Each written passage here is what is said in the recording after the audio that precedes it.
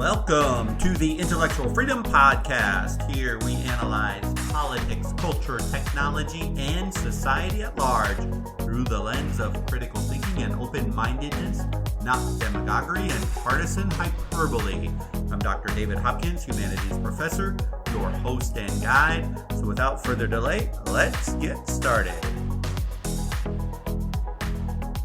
For today's episode, I want to take on an important topic that I actually was interviewed way back pre-election by a YouTuber that runs a YouTube channel named Shifting Culture. Again, that's Shifting Culture. If you're a conservative leaning, open-minded, he takes on all kinds of highly contentious issues and doesn't shy away at all from his opinions. I recommend that you check out his channel on YouTube. Our discussion was interesting, and I felt it was worth some time now that the elections have blown over to go over the topic of a color revolution again, especially post-election, and explore, first of all, what it is and how the concept was developed, and then finally, is the idea of an actual civil war or revolution even something that could happen in the United States of America today? From the Roman Republic to its empire stage, through the American Revolution, French Revolution, even Adolf Hitler, the rise of Stalin and Castro and communist China, revolution is a fact of life in human civilization. Recently, I have noticed online this proliferation of the idea of a color revolution in the United States. If you're not familiar with the term color revolution, the CIA and other NGOs, and when I say NGO, I'm basically just saying non-government organizations, have actually deployed this model in an attempt to destabilize and even overthrow regimes and governments. Now, you might say, no way, our government would never do anything to destabilize or overthrow another country like this. I mean, to say that is just ridiculous. Well, I would respond by saying, yeah, maybe it's time that we wake up and we smell the coffee in this country, because if you think our country, as well as China, Russia, and any other hosts of these non-government organizations looking for profit or power or control, would not attempt to overthrow or at least destabilize a regime or a government, well, I would ask you just simply to look at the idea of a color revolution in some of the samples that where this has been deployed. This is not a theoretical idea. It is one that has been used in the past, and the concept is alive and well, and when you see it, I think you'll understand it. So color revolutions are one of the newest models, actually, of state destabilization, especially in the age of internet. They allow external actors to plead plausible deniability when they're accused of illegally interfering in the domestic affairs of any other sovereign state. And their mass mobilization of people power renders them very effective in the eyes of the global media. Additionally, the conglomeration of large numbers of civilians protesting the government also increases pressure on that government and limits its options in effectively dealing with that ongoing destabilization. So it works. It has worked in the past. All color revolutions closely follow this a similar template, and we're going to go over the pillars of a color revolution here in a little bit. And understanding the nature of this applied tactic of destabilization, it actually allows states to craft suitable countermeasures against it. So this is a well-known idea for those trying to use a color revolution to destabilize, but also those regimes that are in power. They're very well aware of the tactics that can be deployed. So the vast number of these active on-the-street protesters, which become critical to make this work. Many may not even be aware that their activities are being orchestrated by a higher power, whether it be an NGO or some other foreign government. Rather, most of them as a result of a heavy-handed information campaign promoting the destabilizing ideology, whatever that ideology may be, have truly been led to believe that their actions are spontaneous and natural, and that they would represent the inevitable progress that all areas of the world are bound to experience sooner or later. The average person many times is completely oblivious as the puppet masters kind of pull the strings on this. And that's why this podcast is important, and that's why all of us should be aware of the things that make these work. So the ideology of the individual over the collective, the social aspect of any liberal democracy, empowers each and every protester to feel that they are making a unique and a significant impact in bringing about change. We've just went through one of the most heated and contested elections in American history. As of this podcast, President Trump has still not conceded and still has pending lawsuits. I'm reserving all judgments on this until the courts play this out. Our Constitution has legal remedies on contested elections. And to speculate like the hyperventilating media of this is all a Trump conspiracy to steal the election, or from the right, Venezuela, China, George Soros stole the election through coordinated strikes on the elections. Look. My opinion on this means nothing. Your opinion on this means nothing. The propaganda machines on cable news definitely mean nothing. So I'm content right now to simply sit back, wait, and if they bring forth the evidence, Trump may still win. If they don't, he won't. I would choose to have full faith, a little faith, or no faith in the system. But in the end, what I want, what I hope, and what I think at this point is irrelevant. I've cast my vote. All I can do is all I can do. So I leave it all alone, and definitely never let anyone in the media or some theory on this, that, or the other sway you. I'm just going to wait for the legal conclusion to everything. It appears Joe Biden's going to win.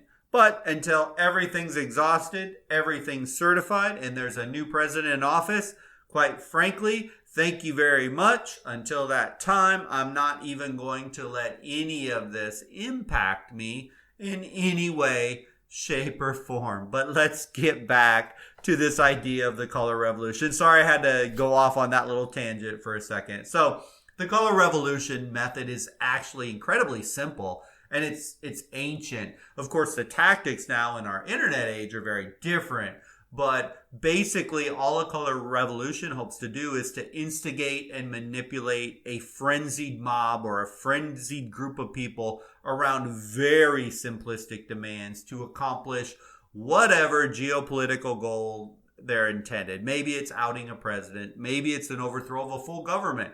Maybe it's just to create dissension and chaos. Maybe it's to provoke war. The term color often refers to how a single color, symbol, or slogan or a demand is oftentimes just promoted and repeated over and over and over again to inflame passion and retard reason. We see this from our politicians. We see this in our media. They'll get on a little stick of one thing or another, and they'll just keep repeating it over and over and over and over and over and over and over and over again until eventually they just hope people just accept it as fact. And that's basically where you get this term color revolution, a single color, a single symbol, a single slogan. So the map of successful revolutions using this model includes the Rose Revolution back in the country of Georgia, 2003, the Orange Revolution in the Ukraine in 2004, and going even back earlier, 1986, the overthrow of Ferdinand Marcos in the Philippines, whose banner was yellow.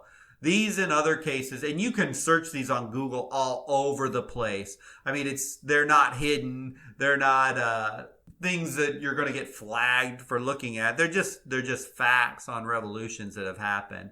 And they're very open.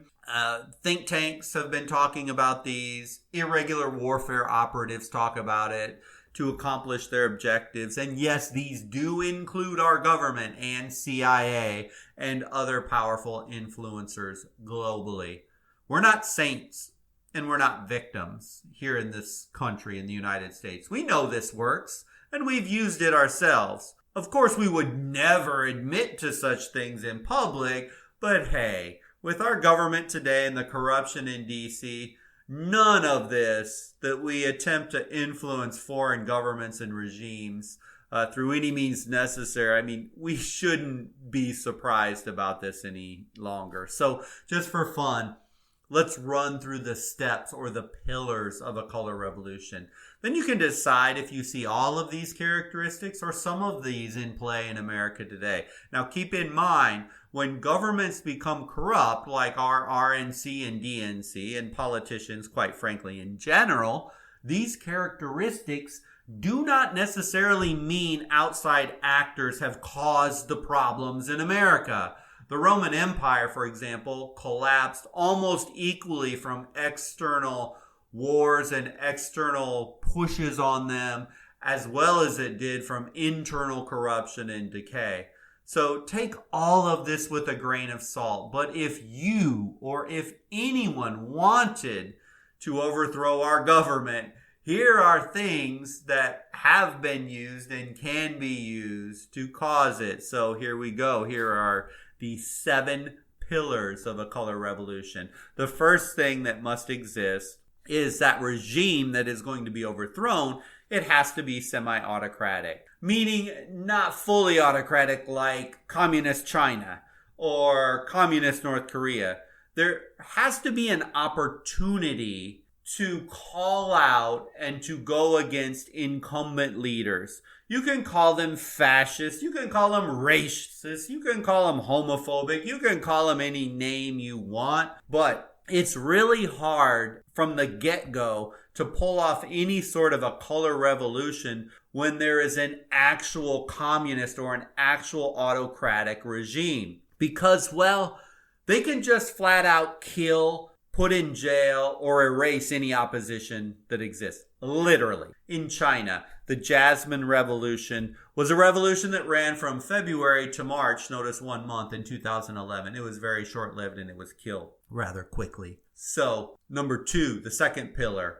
There has to be the appearance of an unpopular president or incumbent leader. So let's face it, Trump is a polarizing figure. Millions love him, think he's one of the greatest presidents of all time. Never in our history, if we think about it, has there ever been a president that could get potential voters and citizens to camp outside a venue in the thousands 2 or 3 days before he's going to show up and speak for an hour and a half. Heck, most politicians, they can't even fill a high school gymnasium or local cafe half the time. So there has to be a polarizing figure. On the one hand, Trump, there's people who love him, but equally there's others who they just despise Donald Trump as much or more than others love him. So surely in America today, with this current election, we definitely have this divisiveness towards the president.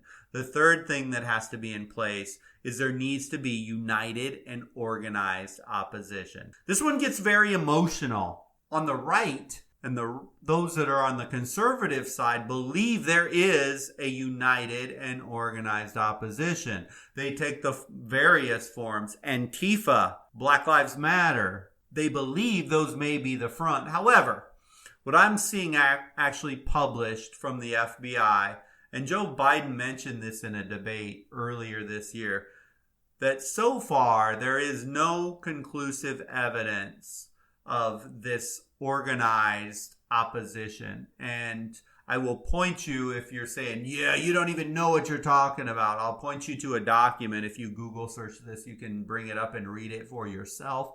The FBI Strategy Guide, Fiscal Year 2018 to 20, and Threat Guidance for Racial Extremists. Antifa, and the results were Antifa, it's not well organized. And They don't even know exactly many times what in the world they're after. Sometimes it's racial justice. Sometimes it's LGBTQ rights. Sometimes it's just, well, we hate Donald Trump type stuff. And, sometimes they'll just show up at wherever Trump's going to be and they'll try and organize and counter protest. It doesn't seem they're well organized, nor do they have a coherent message of exactly what they want, except, well, burn the whole thing down. So that's a problem with trying to, at that third pillar, finding this. But at this point, I sadly have to say I am unsure even now of FBI or CIA. Are they actually serving the people of this country? Are they apolitical, or are they now more like the Praetorian Guard in the end days of the Roman Empire, where they were basically orchestrating who was going to be president or who was going to be the next emperor? I fear that these organizations now in the United States are more about power and influence and ensuring the safety of America. I sure hope my intuition is way off on this. But sadly, right now, with all that has happened, my trust is greatly eroded in the alphabet soup of government agencies that are supposed to protect and defend the American people. The fourth pillar that needs to be in place is there needs to be an effective system to convince the public way before the actual election itself that there's voter fraud. This one is really, really dicey, and the headline news are all over the place on this. If you look back to pre-election, we heard way before the elections, actually both parties claiming there will be fraud. So in effect, what are we to think of this now post-election? The Republicans said there would be fraud because of mail-in ballots, and the Democrats said there would be voter suppression. In essence, both parties set us up for distrust about a pending contested election no matter what. The rhetoric was divisive and was being used by both parties. And now, here we are, a great mistrust of the results by the party that lost, and this is all valid, this is all good, all that other stuff is just all conspiracy theory now. Once again, these damn political parties, win at all costs, country be damned mantras that were setting up a contested election even before the election had happened and even before anything had even been counted. Ironic that whether there was fraud or interference, the fact is both parties were sowing the seeds of distrust. They were laying the groundwork for a contested election way before the election started. And now, guess what? Here we sit. From a color revolution standpoint, we didn't even need an outside influence to sow the seeds of distrust in this election. Heck, the Democrats and Joe Biden did it, and Donald Trump and the Republicans did it. They did a great job of making sure that one side or the other wasn't going to trust the election. And of course, as my team, their team mindset that's been embedded in so many Americans, if their side cheated and they won, oh well, we still won. And the other side isn't going to buy the election and saying, I don't care what happens, that new guy isn't my president. So dangerous. So dangerous. And we didn't even need an outside influence to do it. Both of these candidates did it on behalf, if there would have been an outside influence, they didn't even need to do it. By the way, I just have to talk just a minute on voter suppression. The claim made by the left all the time. I just don't get it. I never get it any more than when people say they forgot that their taxes were due every single presidential election all the time, November 3rd. How in the heck can your vote be suppressed if you're an educated voter? You know the day, you know the process, you know the IDs, you know what to do. There's public service announcements 24/7 online, on the news, on the radio. Let your vote count, let your vote count. It's just like tax day is April 15th. I mean, who can suppress your vote if you're actually an informed citizen? Maybe I'm totally missing something. Maybe someone from the left who's constantly screaming voter suppression can let me understand that. Because I would love to understand why in the world that mantra comes up. It's just, that's one I struggle trying to get my head wrapped around. But okay, let's get back on track to our pillars. Number 5, you need a compliant media that's going to push that voter fraud narrative. This one's so simple for us. We don't have a media anymore. We have propaganda machines. And so we don't just have a compliant media. We have a little weasel bend over backwards baby media. So, wow, this one makes perfect sense. Do you know, in 2020, I just saw some numbers on this. It's been estimated, this was Pew Research said, that over $20 billion with a B was spent on this election, with $6.6 billion on the presidential election. Also, the propaganda machines on the left and the right, the mainstream media, they exclusively are pushing these narratives and never bring news. So with such a pushover, wimpy media, achieving this aspect of the color revolution is so simple. As the mainstream media machine, they are complete team players for whatever the political party narrative might be. Pillar number 6, political opposition organization able to mobilize thousands, if not millions, into the streets. Surely, we have seen it this year. Americans have a history of demonstration, and they can get thousands in the street nationwide pretty easily, even in the middle of a pandemic. We have seen so many demonstrations, from protests against police brutality, Black Lives Matter, to even Trump supporters numbering in the hundreds of thousands protesting just a few weeks ago in Washington, D.C. over the election issues. So that one's really easy. Pillar number 7, division among the military and police. In revolutions globally, there becomes a schism at some point between the police and the military, or different factions of the military against other factions, which could cause them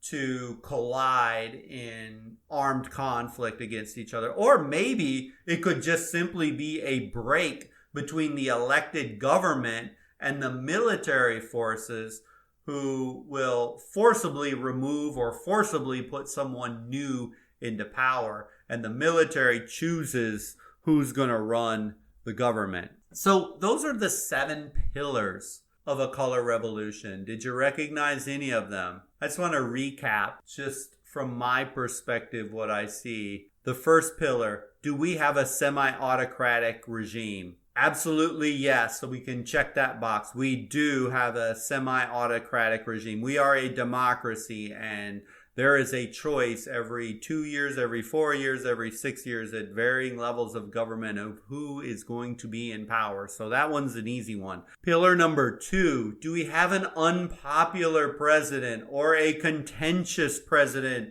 or one that definitely brings about a lot of seeds of dissension? And I would say absolutely yes, we do. As I've said, when it comes to Donald Trump, it's more of a love him or hate him mentality. Number 3, the third pillar, a united and organized opposition.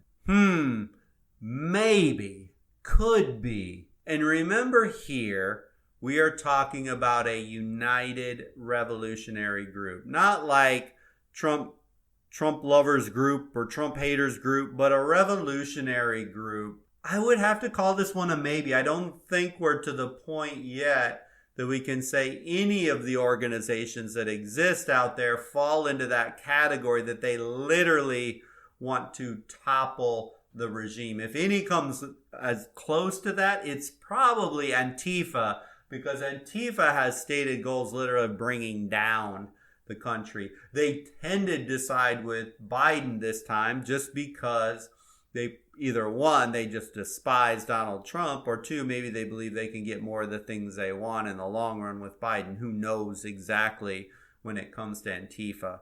But I would categorize pillar number 3 as a maybe. And then number 4, there needs to be an effective system to sow seeds of election fraud. Check.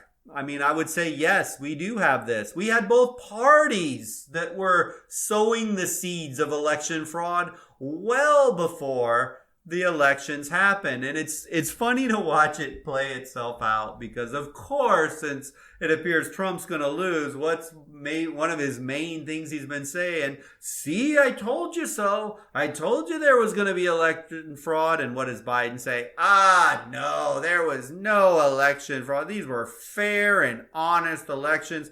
Now imagine though if the shoe was on the other foot. Let's say Trump wins at the same rate that Biden is projected to win right now. Trump would have literally come out and said, oh yeah, these elections were completely fair and honest. There was no cheating going on there. And what would have Biden said? Oh, I told you this voter suppression, the voice of the citizen and the voter will never be heard again. Donald Trump completely doctored up this election. They both would have done identically the same thing. But how dangerous, how utterly dangerous for our two political parties, yes, RNC, yes, DNC, you dirty dogs, allowing that stuff to happen and allowing where we're at to happen for your own need for power. It's so sad, but we didn't need an outside influence. We had two corrupt political parties that sowed those seeds of election fraud from day one. Number 5, a compliant media to push a narrative of voter fraud. Did we have that? Absolutely. Check box again. Turn on CNN, then turn on Fox. Both are pushing a narrative for completely opposite reasons. You could do this throughout the entire election cycle. A compliant media, a propaganda pushing machine of a media. We surely have that in spades. Number 6, ability to mobilize thousands to the street. Check yes again. Yes, we do. Americans have always done this.